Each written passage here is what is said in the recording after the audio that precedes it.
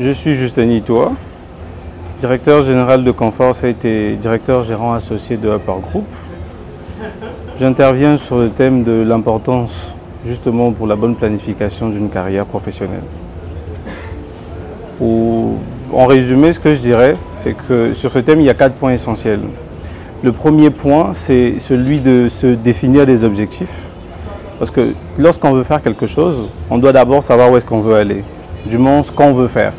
On ne choisit pas de devenir infographe, designer, comptable, financier, parce que les autres l'ont fait. On le choisit parce qu'on a des objectifs, parce qu'on a des visions qu'on veut réaliser, parce qu'on sort d'une certaine famille.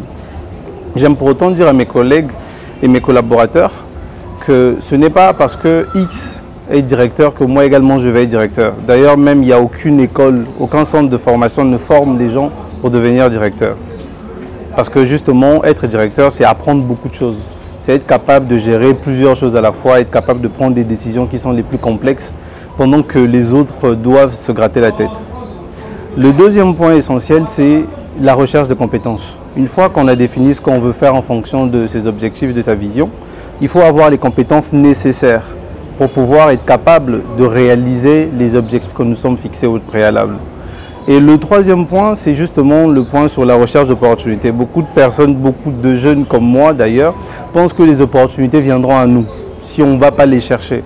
Il faut plutôt aller frapper à la porte, il faut plutôt aller dire qu'on est capable, on peut faire ci et montrer qu'on peut faire sans pour autant mettre de l'argent en avant. Alors, beaucoup de personnes me disent que c'est facile pour toi, tu travailles avec de grandes entreprises, que ce soit Canal+, Océan du Nord, IMB, j'en passe, plusieurs grandes entreprises.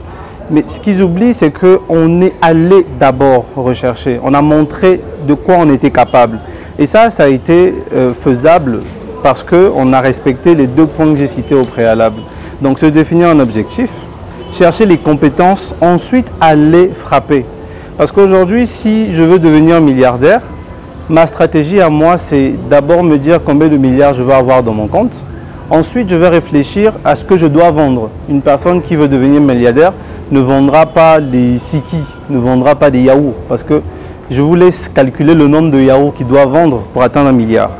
Il doit plutôt se mettre à vendre des voitures, se mettre à vendre des parcelles.